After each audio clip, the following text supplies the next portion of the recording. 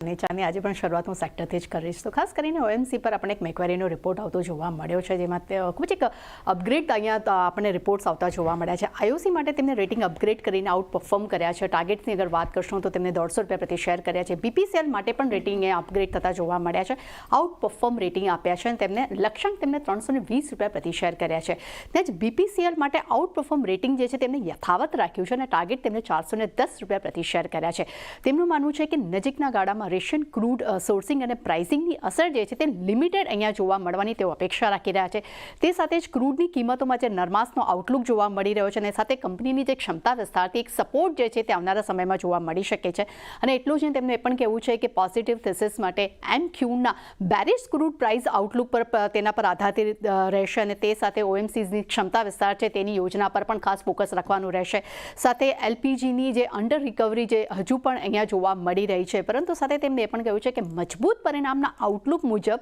તેમને પોતાની પસંદગીની ક્રમાંક જે આપી છે તે સૌથી પહેલો ક્રમાંક આવે છે તેમાં એચપીસીએલ ત્યારબાદ બીપીસીએલ અને થર્ડ છે આઈઓસી ત્યારબાદ નજર કરશું શેર્સ પર તો યુનાઇટેડ સ્પિરિટ્સ પર સિટીનો એક બ્રોકરેજ રિપોર્ટ આવતો જોવા મળ્યો છે અહીંયા તેમને પણ રેટિંગ અપગ્રેડ કર્યા છે અને બાય રેટિંગ્સ આપ્યા છે ટાર્ગેટ ₹150 પ્રતિ શેર કર્યા છે તેમનું માનવું છે કે આગામી સમયમાં કંપનીના પરિણામ જે છે તે વધુ મજબૂત આવવાની તેઓ અપેક્ષા રાખી રહ્યા છે ખાસ કરીને આંધ્રપ્રદેશમાં ક્ષમતા વિસ્તારનો પણ અહીંયા સપોર્ટ મળી શકે છે અને સ્પિરિટ્સમાં પ્રીમિયમાઇઝેશન્સની તક પણ જોવા મળી શકે છે અને લાંબા ગાળામાં ખાસ કરીને દિલ્હીના નિયમોમાં જે ઢીલ મૂકવામાં આવી છે તેનો સપોર્ટ જે છે તે આ કાઉન્ટર પર મળી શકે છે અને કંપનીના મેનેજમેન્ટમાં જે મોટો ફેરફાર થયો હતો અને નવા એમડી તરીકે અને સીઈઓ તરીકે પ્રવીણ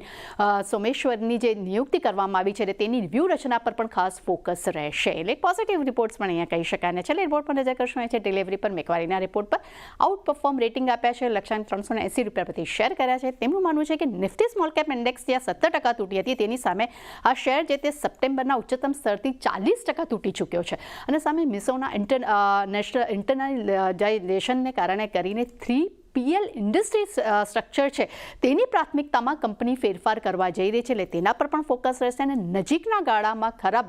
વિઝિબિલિટી હોવા છતાં પણ કંપનીના વિનર ટેક ઓલ ઇન્ડસ્ટ્રીઝમાં એક ઝડપી માર્કેટ શેર્સની પર તેઓ અપેક્ષા રાખી રહ્યા છે એટલે ચાની ખાસ કરીને ઓએમસી પર તો ફોકસ રહેશે પરંતુ આ બંને કાઉન્ટર પર પણ આજે પોઝિટિવ વ્યૂ આપણને જોવા મળી શકે છે જી તો બધા કંપનીઓ અને સેક્ટર્સ ફોકસમાં રાખવાના છે તૃપ્તિ આભાર આપનો આ સમગ્ર માહિતી માટે